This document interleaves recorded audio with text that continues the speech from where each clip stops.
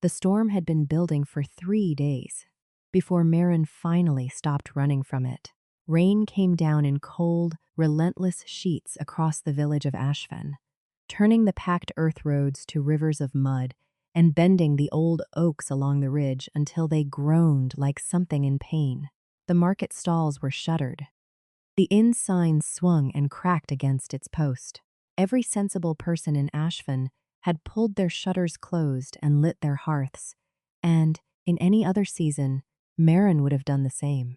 But the summons had come at first light, stamped with a seal she had never seen before, and did not want to look at too closely. And the two soldiers who delivered it had not gone away when she asked them to. So she stood in the doorway of her healer's cottage, her satchel over one shoulder and her cloak already soaked through, and tried to remember the last time she had been afraid of something she could not cure. She could not remember.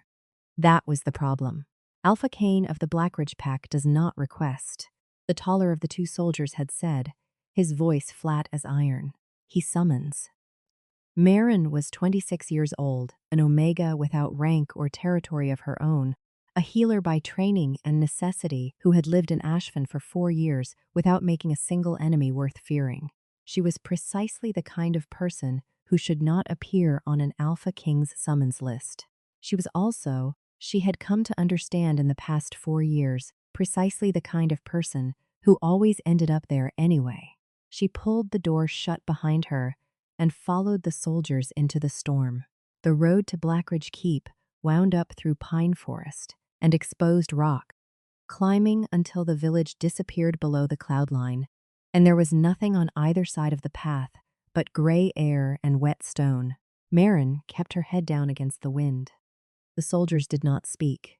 The horses they'd brought for the journey moved with the sullen efficiency of animals who had made this climb many times and liked it no better each time.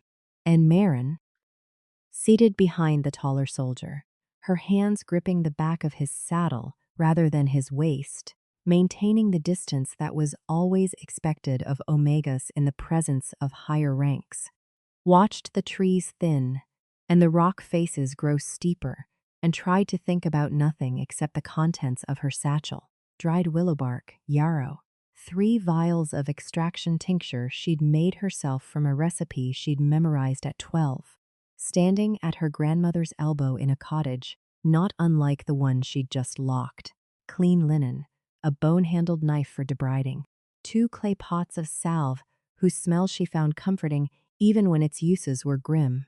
She thought about those things, and not about what she'd heard of Alpha Kane. She almost managed it.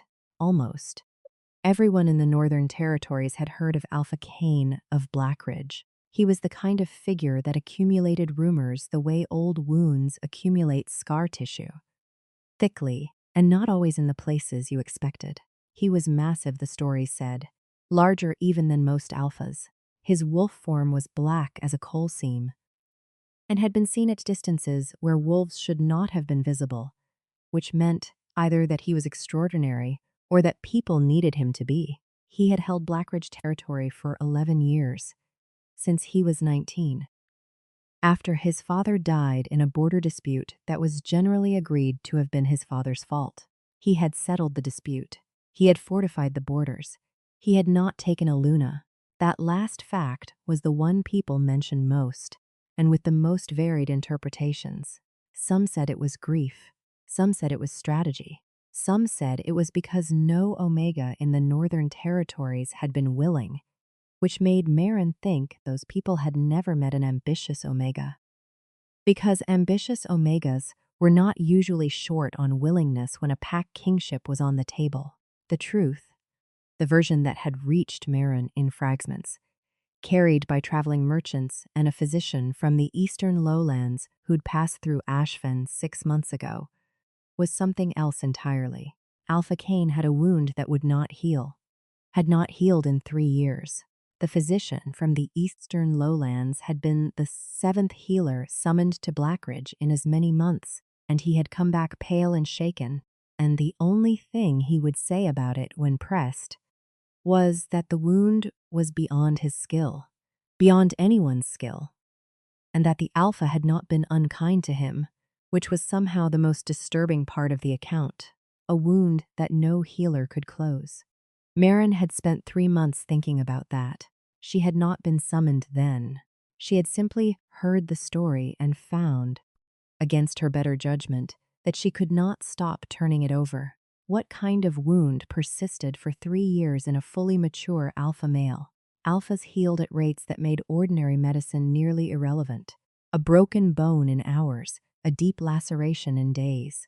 For something to resist that biology for 3 years, it would have to be either poisoned, infected with something exotic and persistent, or interfered with in some way she had not encountered before. She had read everything in her small library that might apply. She had written to her old mentor in the South, who had written back with careful handwriting and the specific tone of a person trying not to seem excited about a medical mystery. She had begun quietly to build a theory. She had not expected to ever test it. The keep appeared out of the mist without warning, the way large and serious things sometimes do. Not gradually, but all at once, the gray bulk of its walls resolving from the gray bulk of the sky, with a suddenness that made Marin's breath catch. It was bigger than she'd pictured. The stone was darker than the surrounding rock, almost black where the rain had soaked it, and the towers were not decorative. Every line of the place said, "This was built by someone who expected to be attacked and who intended to win." The gates opened before the soldiers had to signal. Someone had been watching the road. Inside the outer wall, the storm was muted but not gone. The wind still found channels between the buildings, still threw rain against the stone in intermittent bursts. And the bailey was not empty. Pack members moved purposefully between structures, pausing to watch Marin dismount with the particular quality of attention that large, dominant wolves gave to strangers in their territory. Not hostile, assessing. She kept her posture neutral and her eyes down enough to signal non-threat, without performing the complete submission that would have been expected of her in a stricter pack. A woman met her at the inner door, broad-shouldered, middle-aged, with iron-gray hair cut close and the calm, measuring expression of someone whose job was to manage difficult situations before they became crises. "Healer Marin," she said. "Yes, I'm Sable, the Alpha's steward." She looked at Marin's soaked cloak, the satchel, the general condition of a person who had been on horseback in a storm for 4 hours. "Come inside. You'll dry off and eat before you see him." "I'd rather see him first," Marin said. Sable looked at her for a moment. Something shifted in her expression, not quite surprise, more like reevaluation. Most healers want to settle in before they face him. "Most healers who came here went home without helping him," Marin said. "I'd like to understand what I'm working with before I decide I can't help either." Another pause, then Sable stepped back and held the door open wider. "This way." The keep's interior was warmer than Marin had expected and quieter. Stone floors, high ceilings, the smell of pine resin and old smoke, and something underneath that she identified after a moment as the specific mineral quality of wolf-dominant territory. Concentrated, layered, the scent signature of a pack that had lived in one place for generations. The smell was not unpleasant. She noted this without examining why she noted it. Sable led her up 2 flights of stairs and down a corridor that narrowed as it climbed, the ceiling dropping incrementally until the sconces on the walls were nearly at Marin's eye level. She counted doors, 7 all closed. At the 8th, Sable stopped. "He's been in there for 2 weeks," Sable said, keeping her voice low. "He won't leave the room when the wound flares. His beta and I bring food, but he hasn't been eating much." She paused. "I'm telling you this because the others went in without any context, and I think that was a mistake." Marin adjusted the strap of her satchel. "What's his mood?" "Controlled," Sable said. "Always controlled. But it costs him." She looked at the door. "He will probably tell you to leave. He does that. He doesn't mean it the way it sounds. Why does he keep summoning healers if he tells them to leave?" Sable was quiet for a moment. Because he keeps hoping someone will be stubborn enough not to. Marin thought about that. She put her hand on the door and pushed it open. The room was large by necessity rather than luxury. The furniture was plain. The bed built to accommodate someone bigger than average. The fireplace wide enough to stand in, but containing only a modest fire for its size. Rain streaked the single window. The light was dim and amber, and fell across the figure on the bed in a way that turned everything into shadow and edge. He was sitting up. She had half expected to find him lying down, diminished the way the sick are diminished. But he was sitting up against the headboard with his legs stretched out before him and his forearms resting on his knees. And even in that position, the scale of him was striking. Tall, even seated, clearly tall.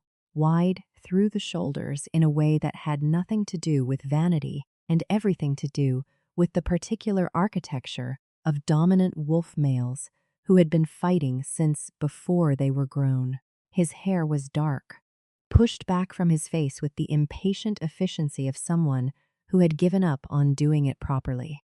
His face was, she catalogued it clinically, the way she did with all patients: strong jaw, broad planes, a scar along the left cheekbone that was old and healed and none of her concern, eyes that were a particular shade of gray-green that she did not have a clinical word for. He was looking at her, not at Sable who had stepped in behind her, at her, with the direct measuring quality that she'd felt from the pack members in the Bailey, but heavier and more complicated, and doing something to the air between them that Marin could not immediately classify. "You're smaller than the last one," he said. His voice was low and even and entirely without hostility, which was somehow more unsettling than hostility would have been. "I've been told," Marin said. She set her satchel on the chair nearest the door, not closest to the bed, but not retreating either. "Where is the wound?" He looked at her for a moment longer. "Left side, below the ribs." "How long has it been open?" 3 years, 2 months. Has it changed in that time? The character of it, the discharge, the margins, the smell?" Something flickered in his expression. The previous healers had not asked that, or not in that order. "The margins have retreated slightly. In the last 6 months, the discharge decreased in the winter and worsened in the spring." Marin absorbed this. Seasonal variation suggests a biological component, something in the wound ecology that responds to environmental cues. That's not typical of a simple infection.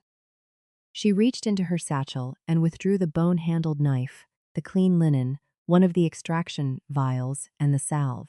She set them on the edge of the chair and looked at him. "May I examine it?"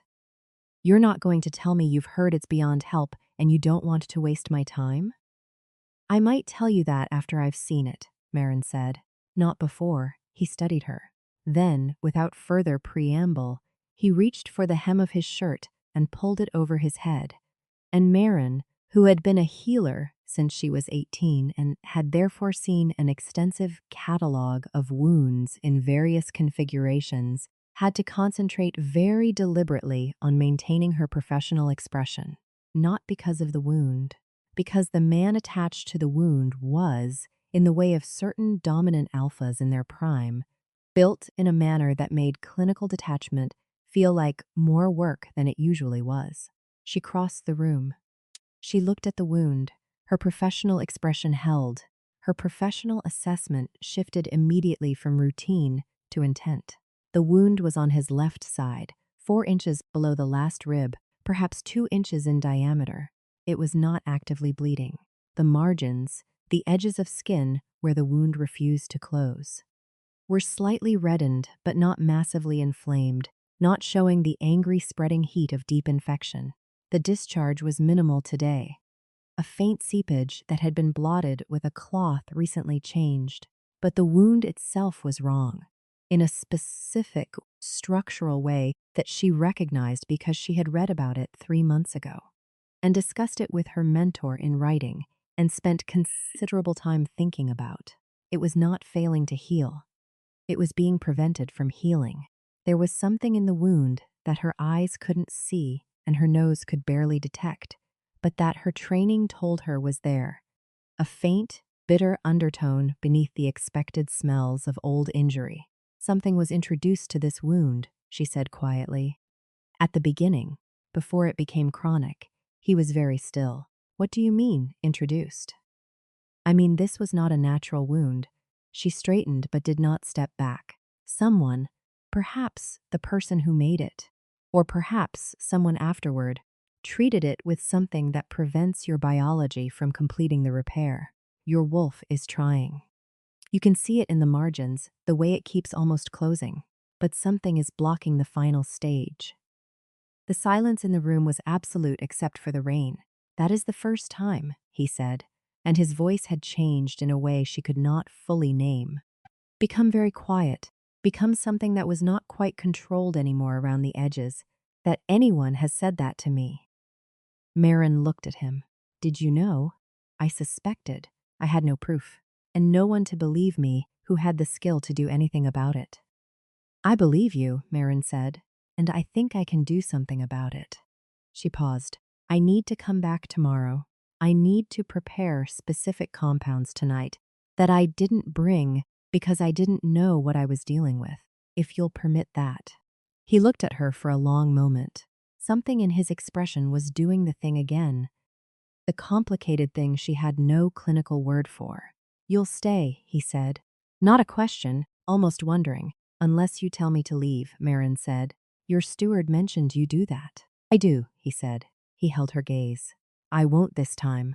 Her name, she learned that night, was already known in the keep, not from the summons. Apparently word had spread through the pack in the hours between her arrival and the dinner that Sable brought to the small room she was given near the healer's workroom. The beta, a rangy man called Dressed, with quick eyes and the habit of filling silences with information, found her in the workroom after dinner while she was sorting through supplies and explained, with the careful tone of someone delivering context they thought she needed, that the Alpha had been managing the wound alone for the last 5 months without any healer's help, that the last healer summoned had left in tears, not because of anything the Alpha had said, but because of her own helplessness, and that the Alpha had dismissed the remaining list of candidates and told Sable the summonses were finished. Then why am I here? Marin asked, measuring dried powder into a clay bowl. Dressed leaned against the workroom doorframe. Sable went behind his back, he said, with the tone of someone who had immense respect for this decision and would not say so directly. She found your name in a correspondence from a physician set, who'd heard you'd been researching exactly this kind of wound. She sent the summons herself. Marin stopped measuring. He doesn't know. He knows now. She told him when you were with him. Dressed paused. He didn't countermand the summons. Marin thought about the silence in the room when she'd told him what she believed about the wound, the way his voice had changed. He's been carrying this alone for a long time, she said. 11 years as alpha of a major pack, and 3 of those with a wound someone put in him to keep him weak, Dress said, dropping the careful tone for a moment. Yes, a long time. She worked until past midnight, grinding and measuring and reconstituting, and the storm outside finally eased into something quieter and more constant, and the workroom smelled of pine resin and yarrow, and the sharp mineral bite of the compounds she was building toward a solution she had thought about for months without knowing she would ever need. She thought about him sitting up in that bed with his forearms on his knees, looking at her as if he was deciding whether to hope. She thought about what it must be like to be the kind of man who commanded a keep and a pack and a territory, and still woke up every morning with a wound that his own biology was helpless against. She thought about Sable, going behind his back with a summons, because she believed, where he had stopped believing, that someone might exist who could fix it. She finished her preparations and went to sleep, and dreamed about gray-green eyes, and did not examine that closely in the morning. The next day, she returned to his room at first light and found him already awake, which she suspected was his permanent state. She brought the compounds she'd prepared, a clean kit more linen, and the bone-handled knife, because she was going to need to debride the margins before she could apply anything. Clear out the blockage, give the wound's edges fresh biology to work with. She explained all of this to him in the same level, clinical tone she used with all patients. He listened without interrupting. He did not flinch when she described the debriding. He nodded at what seemed like appropriate points. She sat on the edge of the bed. The chair was not at the right angle for the work, and he turned to give her access to the wound, and the proximity was a clinical necessity, and she treated it as one.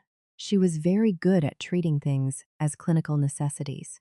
You were trained in the South, he said, while she cleaned the wound margins with the extraction tincture. Keth Province. My grandmother was a healer. She trained me from childhood. And then I apprenticed under a physician in the city for 4 years after she died. She worked carefully, noting the margins respond to the tincture with the faint heat that meant living tissue doing what it was supposed to do. You? He was quiet for a moment, as if the question surprised him, as if people did not generally ask him things. My father trained me in the territory. A pause, and 11 years. That's a different kind of education, Marin said. Yes. She began the debriding. He was very still under her hands, not with the rigid, performed stillness of someone fighting pain. She had seen that often enough to recognize it, but with the careful stillness of someone who was used to holding himself together and was choosing to trust her enough to keep doing it. Does it hurt more when the season changes? She asked, to keep him talking, because she'd found long ago that talking helped patients tolerate painful procedures better than silence did. In spring, the first week of the seasonal shift, his voice was even. I assumed it was imaginary. It's not.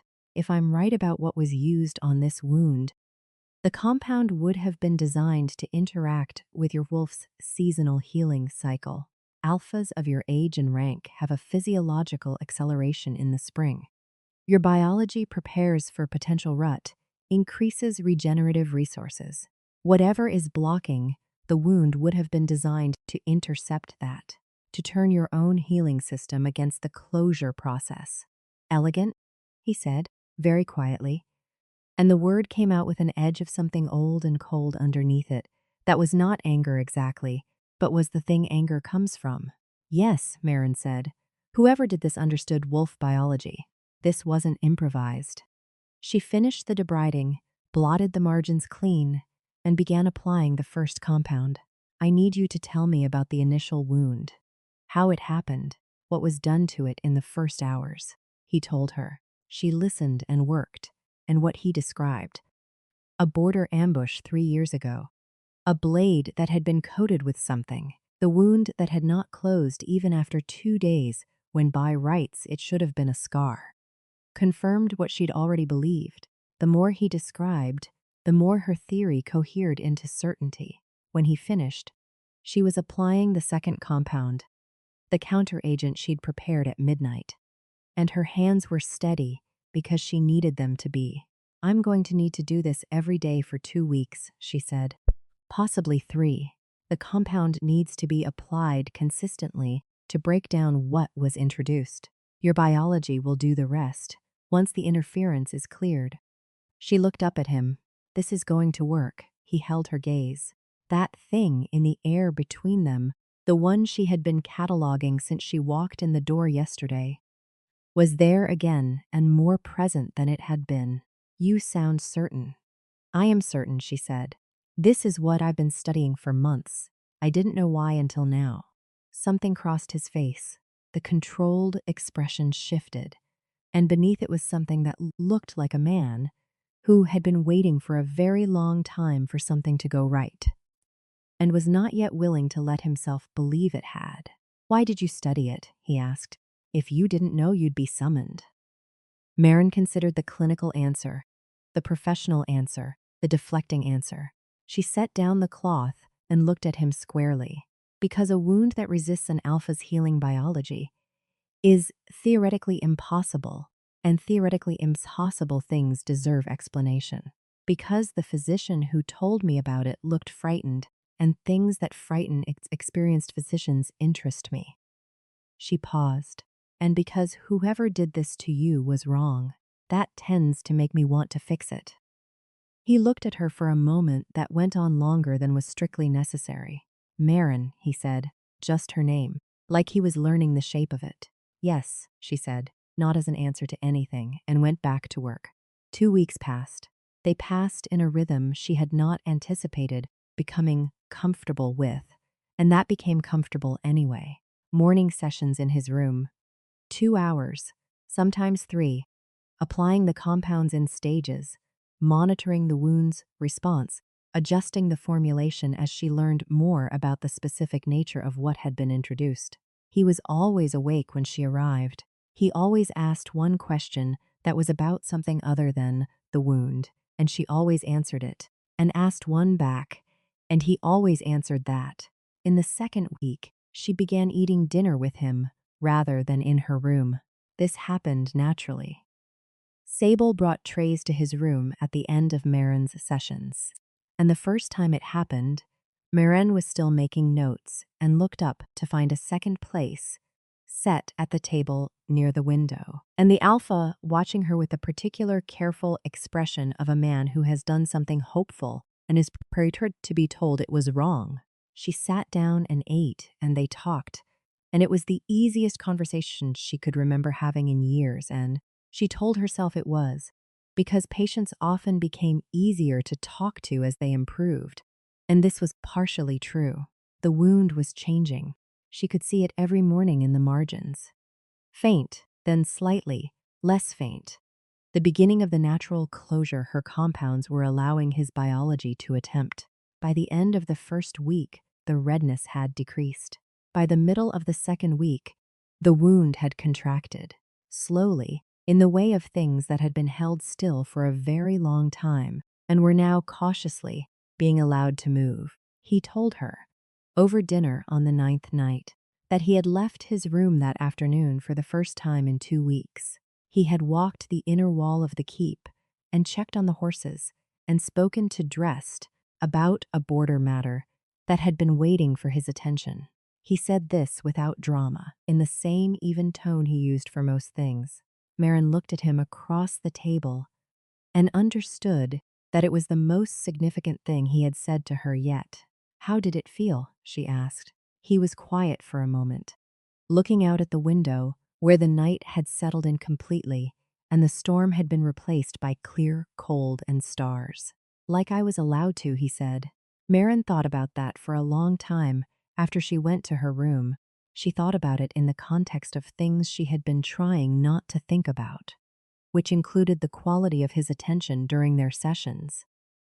Not intrusive, never intrusive, but thorough in the way that his attention to everything was thorough, and she was aware of it, the way you are aware of warmth from a fire when you are trying to read. A thing at the edge of perception that is not a problem but is present. She thought about the way he said her name. She thought about the scent of the keep, which had become familiar in 10 days, in a way that she was not certain was purely professional acclamation. She was an Omega, he was an Alpha King. She was a healer summoned to treat a wound. And when the wound was healed, she would go back to Ashfin and her cottage, and her library, and her properly calibrated, appropriately bounded life.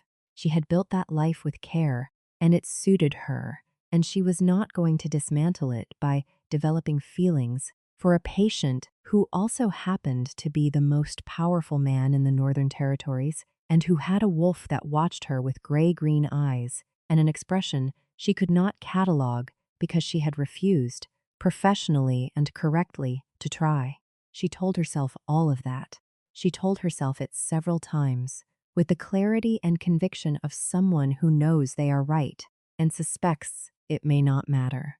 On the 12th day, the pack's mid-cycle gathering happened, a monthly occasion, Drest explained when she encountered him in the corridor. All resident pack members, the Alpha, the senior-ranked wolves, gathering in the great hall for the formal business of the pack. Disputes, reports, decisions.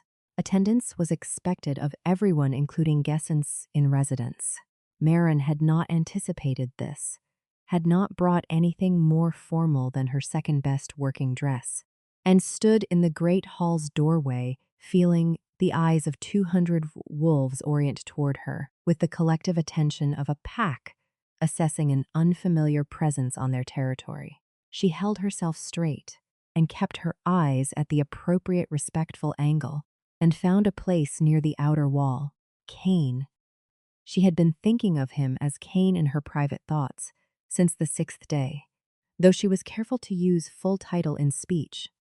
Sat at the front of the hall, in a chair that was not quite a throne, but was not pretending to be anything else. He wore formal pack colors, dark gray and black, and he sat in it with the complete ease of a man who had been doing exactly this for 11 years and knew every syllable of what was expected of him.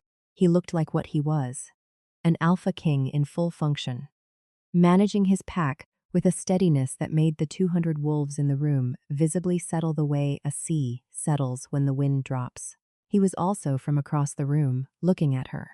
Not obviously. Not in a way anyone else would have noticed, probably. But consistently, in the gaps between speakers, his gaze found her and stayed for a moment and then moved on. And Maren stood by the outer wall and did not look back, except when she could not help it. The business of the pack proceeded. Drest reported on the border matter. A pair of packmates filed a resourced dispute that Cain resolved with the brisk, fair efficiency of someone who has heard every variation of this argument and has a framework for it. 3 young wolves were formally welcomed to adult rank. A senior she-wolf reported on trade negotiations with the lowland territories and was listened to carefully. Then a man stood up that Maren had not noticed until now. He was positioned near the front, pack-ranked by his placement, well-dressed in a way that suggested wealth or the performance of it. He had a smooth, composed face that she mistrusted immediately and attributed this to the instincts that long clinical practice developed for people who presented themselves as less calculating than they were. He waited until the formal business had concluded, and then he spoke. Alpha, his voice carried well-designed to. A question of protocol, if I may.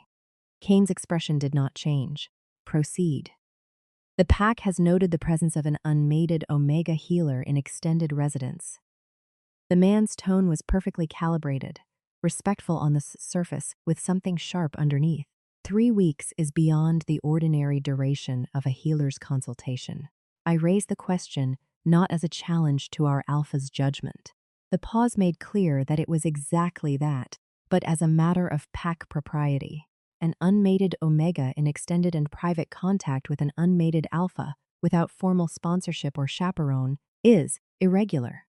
The room had gone very still. The quality of the stillness was not hostile to Maren.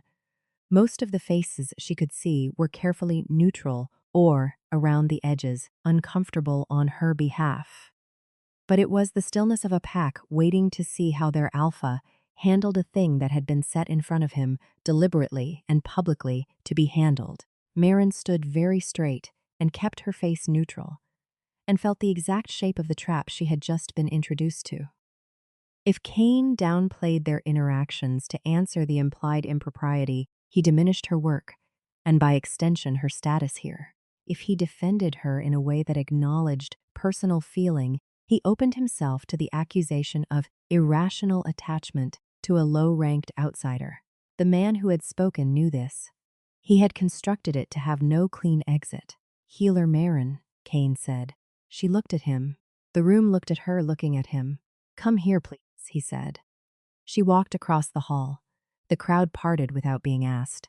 She was acutely aware of every step, of the stone under her boots, of the 200 pairs of eyes, of her plain dress, and her healer's satchel still over her shoulder, because she had not had time to leave it in her room before being ushered in. She stopped in front of him and met his gaze, because he had asked her to come to him, and she was not going to perform submission in front of the person who had tried to use her as a weapon against him. He looked at her with the gray-green eyes and the expression that was not the careful, controlled one he wore for pack business, but was the one she had catalogued at first dinner on the ninth night. The one that was not controlled at all, or was controlled in a different direction, held carefully in shape so it would not alarm her. 3 years ago, he said to the room, without breaking eye contact with her, a wound was introduced to my body that was designed to prevent healing. Every healer summoned to this keep in 3 years failed to identify it. Healer Marin identified it in under 10 minutes and has been treating it successfully for 12 days. He paused. She has restored to me the use of my full territory, my full function, and my full body. She has done this through a skill and a stubbornness that I did not know I needed until she walked through my door. Another pause, and something in his voice had shifted. Still carrying, still clear, but with the undercurrent that she had been learning the sound of for 12 days. The propriety of her presence here is not a question I will entertain. The impropriety would have been not summoning her. The man who had spoken was still standing. His smooth composure had developed a fault line. Alpha, he said carefully. With respect, the question of rank and I am aware of the question of rank, Kane said. Still even, still not looking away from Marin. It is not the question I am interested in. Marin felt something happen in the air between them that was not new but was, for the first time, not being managed. He was not managing it. He was letting it be there, in front of his pack, in front of the man who had tried to use her against him. In the hall where his father had sat, and his father's father before that, he was letting it be exactly what it was, and not apologizing for it, and looking at her as if the only relevant question in the room was whether she would look back. She looked back. The wolf knows, Dress said, somewhere behind her, very quietly to no one in particular, and she understood what he meant because she had been a healer in wolf-adjacent communities for 4 years, and she recognized a pack elder's acknowledgement of a mate bond when she heard one. She had been refusing to think the word. She had been cataloging it as something else, classifying it under professional warmth and proximity effect, and the natural attachment that developed in extended clinical relationships.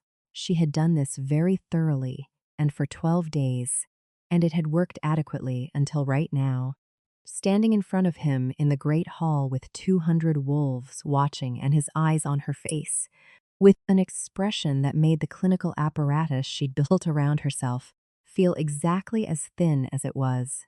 She was his fated mate.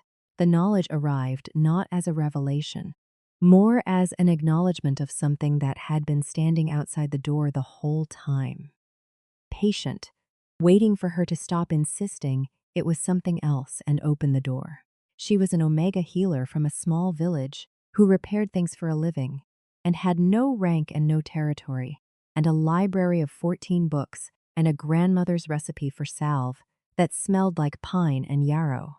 She was the least likely person in the Northern Territories to be standing in the Blackridge Great Hall with an Alpha King looking at her like she was the wound that needed closing.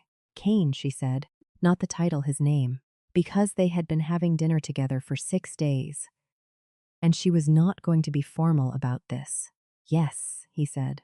The same words she had said to him on the second day, the same not quite an answer. And something at the corner of his mouth moved in a way she had been cataloging separately as the most interesting thing she had observed in months. I'm going to need to continue the treatment, she said. Yes, he said again, for at least another week. Longer, if necessary. The protocol does have a defined endpoint, she said. We can discuss that, he said, at dinner. The man who had raised the objection sat down. Marin did not look at him.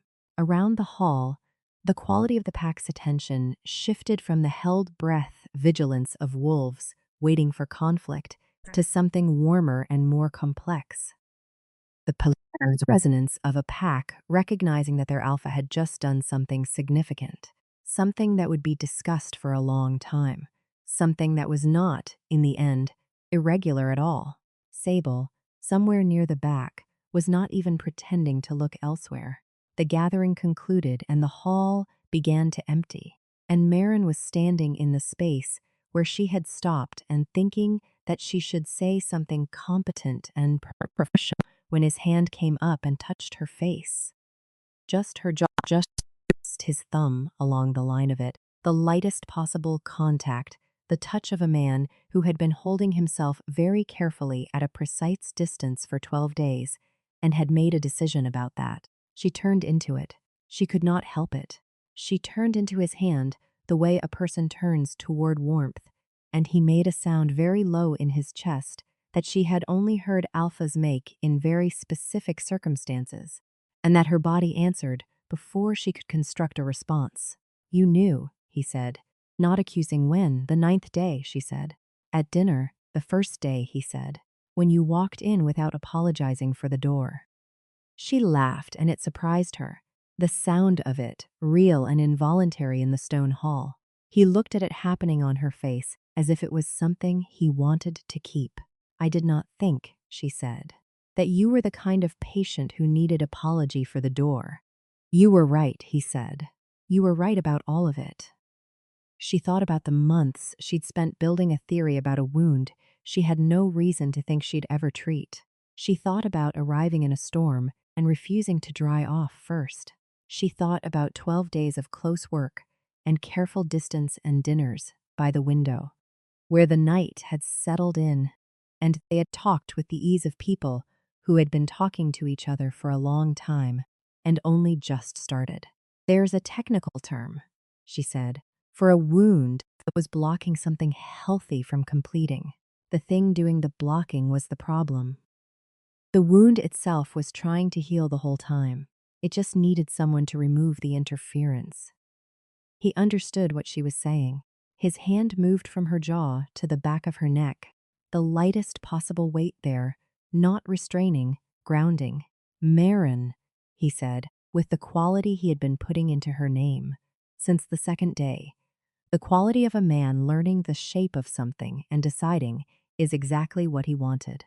"Yes," she said, and this time it was an answer.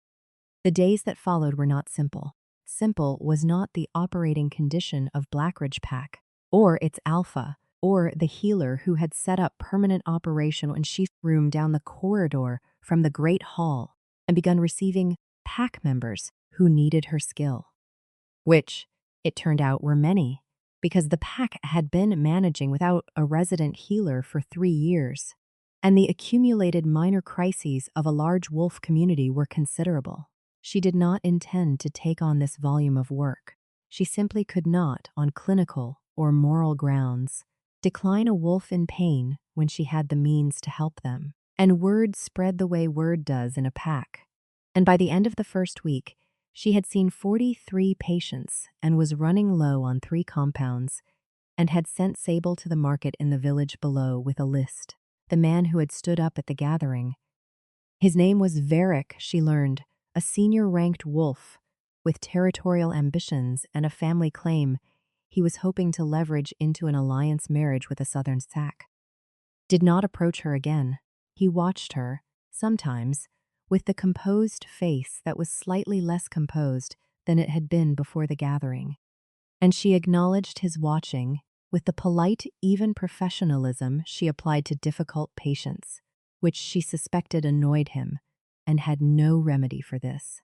Dress told her, without being asked, that Varric had been positioning for 2 years to arrange a political match for the Alpha, and that the Alpha had been aware of this and indifferent to it, and that the mate bond's appearance had, in Drest's estimation, removed approximately 6 months of complicated maneuvering from the political calendar of the Northern Territories, and he was personally grateful. Kane's wound continued to close. On the 18th day she examined it and found the margins had contracted to less than half their original size. On the 21st day, the redness was nearly gone. She stood at the side of his bed in the morning light. Cold and clear now, the storm of her arrival a month behind them. Early winter sun finding its way through the window at a new angle and pressed carefully along the margins and felt the faint warmth of active, unimpeded healing and had to take a steadying breath before she could speak. "It's closing on its own now," she said. "The wound ecology is clean. Your biology has taken over. He was watching her. He was always watching her now, without the managed quality, the careful, controlled thing he used to perform for her. He had stopped performing it somewhere around the 14th day, and she had noticed the absence of it as a specific warmth, a relief for both of them. Then you've done what you came for, he said. I have, she said. The wound will complete itself in another week. You don't technically need me here anymore. No, he said. Tell me why you're going to stay anyway. She sat back and looked at him in the morning light. I have 43 patients in this keep, she said, none of whom had access to adequate care for 3 years. 2 of them have conditions that need ongoing management. The pup in the north wing with the recurring joint problem needs another month of treatment at minimum. Marin, and, she said, I have a mate bond that I don't think is negotiable. And my cottage in Ashford has 14 books and a workroom that is significantly smaller than the one you gave me. And I have been sleeping in a room in this keep for 3 weeks, and I have not once wanted to be anywhere else. She paused, and I cannot, in professional conscience, stop treating the joint problem in the middle of the protocol. How long will the protocol take? He asked, and the gravity of his face had gone the way it went when she said something he was keeping. I intend, she said carefully, to be quite thorough about it. He reached over and took her hand, not urgently, not with the pressure of need, but with the settled, deliberate certainty of a man who had been holding things alone for a long time and had decided he was done. His hand around hers was large and warm, and she felt the mate bond hum into a new register at the contact, the deep cellular acknowledgement of something that had been waiting to be completed.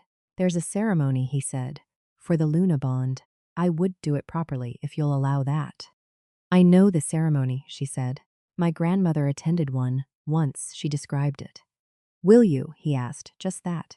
His eyes on her face with the uncomplicated honesty of a man who had learned in the last 3 weeks that she preferred directness to ceremony in speech, even if she was willing to accept it in ritual. Yes, she said, and this time it was the clearest answer she had ever given to anything. The Luna bonding ceremony of the Northern Pax was not elaborate by the standards of Southern courts. It did not require weeks of preparation or elaborate costuming or a guest list that required political management. What it required was the alpha, his chosen mate, the pack in witness, the moon in its full phase, and the formal verbal claim made in the open air of pack territory. They had 11 days until the full moon, which was enough time for the word to spread to the outlying members of Blackridge Pack, and for those who wanted to attend to make their way to the keep, and for Sable to produce, from some organized depth of the keep's stores, a dress in deep gray-green that fit Marin as if it had been waiting for her. Marin did not ask about this. She had a theory, but she liked Sable enough not to put her on the spot. Varric departed the keep on the 5th day with his household, citing business in the Eastern Territories. No one commented on the timing. The pup with the joint problem improved markedly. Marin's mentor wrote her a letter that was 3 pages long and mostly concerned with the clinical aspects of wound-blocking compounds and their treatment, but contained at the end a single sentence in slightly different handwriting, as if added after the clinical section was finished. Also, I hear you've found something worth staying for. Good. You have been leaving too long. She read this 4 times. On the night of the full moon, Blackridge Pack gathered in the open ground inside the outer wall, the cold winter air clear above them and the moon enormous in the east, white gold and close-seeming, the way full moons are in deep winter. Marin stood at the center of the gathered pack and felt 200 wolves watching her with none of the assessment of her first day, and all of the warmth of 3 weeks of treated wounds and competent, unflinching care. Kane stood before her. In the moonlight, he was exactly what he was. Every line of him clear and real and present, nothing performed, nothing held back. She had examined this face from inches away in the clinical focus of her work for 3 weeks, and she knew it with the particular intimacy of a healer who has spent hours watching a person endure pain with patience. And what she knew was, he was good, not in the performed, displayed way of men who wish to appear good, in the structural way, the bone-deep way, the way that had kept his pack whole and safe for 11 years even while something was systematically draining his strength from the inside. He had been fighting, alone and losing slowly, and had not let a single one of the 200 people around her see how much it cost him. She was going to be very annoyed with whoever had put that wound in him. She was also going to let it go, because the wound was closing, and this was now. He said the words of the claim in the old tongue that the northern Pax used for their ceremonials, the sounds she knew from her grandmother's account, and from the reading she had done in 2 days after agreeing, because she was a person who read before she participated in rituals. She understood them. She answered in kind, her voice steady in the cold air, the bond between them rising to meet the words the way a wound rises to meet the right treatment, with relief, with the specific warmth of something that had been waiting to be allowed. "How could I not claim you?" he said, departing from the formal words for a moment, looking at her face in the moonlight. "When you walked into my room in a storm and told me in 10 minutes what 3 years of pain couldn't prove." His voice was quiet enough for her, but the pack heard it. Packs always do. "When you refused to leave. When you looked at something everyone else called hopeless and called it a solvable problem." "It was a solvable problem," she said, also departing from the formal words, "because the situation seemed to permit it." "Yes," he said, "so are you." She laughed again, the same involuntary sound as in the great hall, real and warm, and felt it move through the pack around her like something contagious. 200 wolves finding their way to the same warmth through to the sound of their alpha's mate laughing in the moonlight. He took her hands, the mate bond completed, not like a door opening, like a door that had been standing open for 3 weeks, finally recognized for what it had always been. Already finished, already present, already home. She felt him through it, the way she had been feeling him at the edges of her clinical awareness since the first session. The steadiness of him, the depth of him, the thing she had been trying to catalog and couldn't because it wasn't a clinical finding. It was just him, just exactly who he was. He pressed his forehead to hers, and around them the pack made the sound that wolf packs make at Luna bondings.